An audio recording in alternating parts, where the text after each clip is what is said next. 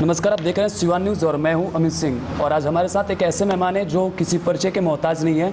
हमारे साथ मौजूद हैं भोजपुरी के सुपरस्टार खेसारी लाल यादव जी। और सर, सबसे पहले तो सिवान न्यूज़ में आपका स्वागत है।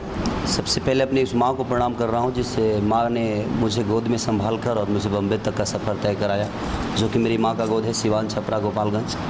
और हर उस माँ के गोद को जिसमें बिहार अगर लग जाता है, बिहार यूपी, तो मेरी माँ की गोद हो जाती है। तो उसके लिए सारे युवाओं को और जितने भी मेरे बुजुर्ग हैं सबको प्रणाम और दिल से थैंक यू। सर, कोलकाता में आपको बेस्ट एक्टर का अवार्ड मिला, इस पर क्या कहना चाहेंगे आप? देखिए, बेस्ट में क्या हूँ क्या नहीं ये पब्लिक जानती है, और अवार्ड से मैं ज़्यादा खुश नहीं होता। मुझे खुशी मिलती है जब मैं अपने पब्लिक के बीच में जाता हूँ और वहाँ ताली मिलती है, तो वो एक अजीब माहौल लगता है कि ये अपनापन है। अवार्ड तो एक समझिए कि एक स्टेडियम में दे दिया गया छोटा सा एक तोहफा, जैसे आदमी पढ़ता है पूरे साल, और एक सर्टिफिकेट के हिसाब से हमें एक सर्टिफिकेट मिल जाता है कि लो बेटा, तुमने आज ये चीज़ पास कर गए। तो बस ये अवार्ड हमारे लिए सर्टिफिकेट है, बाकी दुनिया की मोहब्बत हमारे लिए अवार्ड है, सबसे बड़ा अवार्ड है। तो बेस्ट एक्टर का अवार्ड मुझे मिला, बेस्ट एक्ट्रेस का अवार्ड काजल राघवानी को मिला, और इस साल का सबसे हम दोनों बेस्ट हैं।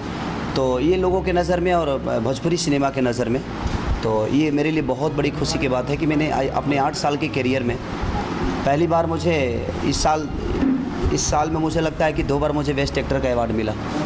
तो इसके लिए दिल से थैंक यू, अपने तहे दिल से शुक्रिया अदा करना चाहूँगा पब्लिक को, जिन्होंने मुझे इतनी मोहब्बत और प्यार दी।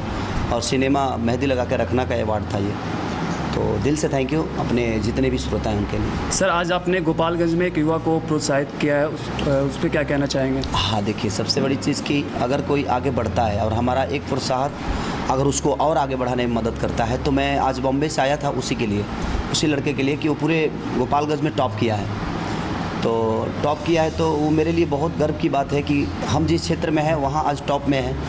तो हमारे यहाँ के हर युवा, बिहार का, यूपी का हर युवा जो अगर उस काबिल बनेगा, तो मैं वादा करता हूँ कि हर आदमी के दरवाजे पे जाकर मैं उसको प्रोत्साहित करूँगा, और जो मेरे से हो सकेगा उसके लिए, अगर वो पढ़ना चाहता है आगे अपने जीवन में, तो मेरे तरफ से जो मदद होगी मैं उसके लिए करना चाहता हूँ। और हर युवा, चाहे वो मेरी बहन हो या मेरा भाई हो, और हर युवाओं के लिए कहीं ना कहीं मेरे दिल में एक जगह है, और हमारी कोशिश है कि युवाओं के साथ रह के मैं अपने जीवन को शुरुआत दिया हूँ। तो युवाएं ही खेसारी के लिए सब कुछ है, और उनके लिए कुछ करने की क्षमता रखता हूँ और करूँगा भी। सर, भोजपुरी में जैसे अश्लीलता का दौर जारी है, उस पर क्या कहना चाहेंगे? इसके लिए बिहार सरकार सबसे बड़ा दोषी है, कोई कलाकार नहीं, कोई आर्टिस्ट नहीं। अगर बिहार सरकार के पास अपना सेंसर बोर्ड होता, तो अगर उसको, हमारे कहने का मतलब कि हम अपने बच्चे को कहते हैं ना कि बेटा ये गलती मत कर, तो हमारे नज़र में रहता है तो हम उसको बोलते हैं। अगर हम अपने बच्चे को फ्री छोड़ देंगे कि बेटा तुमको जो करना है कर, तुम मेरे तरफ से भी आज़ाद है, तो बिहार सरकार अगर सेंसर बोर्ड लगा दे बिहार में, गाने वही रिलीज़ हो जिसके लिए हमारे घर के हमारे लोग सुन सकें, उनको भी लगे जब हम इस गाने को सुन सकते हैं, चाहे वो खेसारी के गाने हो या पवन जी के हो या दिनेश लाल यादव की हो, चाहे अदरवाइज़ किसी का भी हो। एक सेंसर बोर्ड होना चाहिए जो अश्लीलता के खिलाफ हो, कि गाने वही यूट्यूब पे रिलीज़ होंगे जो घर परिवार में सुन सकता है आदमी। आज मास्टर के बारात में भी अश्लील गाने बजते हैं, तो जब किसको समझाइएगा बताइए, इसमें दोषी कौन हो सकता है? एक डॉक्टर के घर में जब बारात निकलती है तो गाने अश्लील बजते हैं। अब जब वो डॉक्टर ही अपने बच्चों को नहीं संभाल पा रहा है, तो हम खुद को नहीं संभाल पा रहे हैं। और मैं युवाओं से भी बोलूँगा, चाहे वो किसी का भी गाना हो, अगर अश्लील है तो आप बिल्कुल ना सुने, क्योंकि आप सुन के उसको हिट कराते हैं और उसको लगता है कि अश्लीलता ही दुनिया का सबसे बड़ा मान है, जिसको हम चला देंगे और दुनिया पर राज कर लेंगे। तो ये कहीं ना कहीं हम भी खुद दोषी हैं, क्योंकि हम सुनते हैं इसलिए दुनिया गाती है। तो सेंसर बोर्ड अगर रहेगा तो शायद ये अश्लीलता नहीं रहेगी। तो उसके लिए बिहार में एक सेंसर बोर्ड होना चाहिए।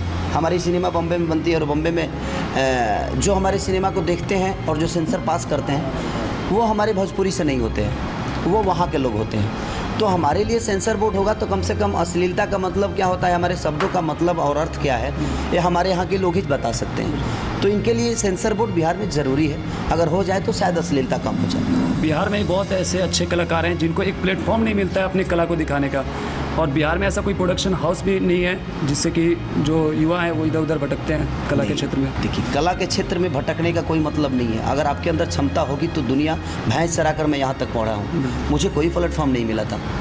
आपको खुद को बुलंद करना होगा, आप उस काबिल बन जाए, इसमें कोई दोषी नहीं, ना ही खेसारी लाल है और ना ही कोई दुनिया है।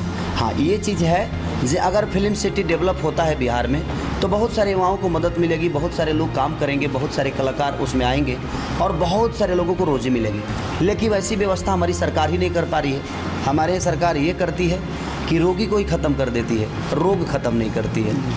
तो सबसे बड़ी चीज़ यह है कि हम रोगी ख़त्म ना करके हम रोग ख़त्म करें, ताकि ये रोग किसी को ना हो, उससे हमारी चीज़ें गलत ना हो।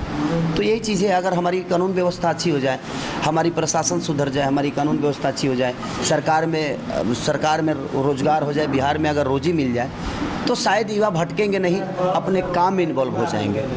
जो युवा कलाकार हैं उनके लिए क्या मूल मंत्र देना चाहेंगे आप? मूल मंत्र यही है कि वो मेहनत करें, हीरो बनने के लिए नहीं, अपने आप की पहचान बनाने के लिए। अगर आप पहले ही हीरो बनने का सपना देखकर अगर इस लाइन में उतरेंगे तो ये संभव नहीं है। उनके लिए खुद को भी पहचान बनानी पड़ेगी। जिस दिन आपकी पहचान बन जाएगी, दुनिया आपको अपने पलकों पे बैठा लेगी, अपने हाथों हाथ लेकर घूमेगी। तो पहले अपनी पहचान बनाएं, फिर आगे काम करने की कोशिश करें। Thank you. सिवान न्यूज़, हर खबर पर नज़र।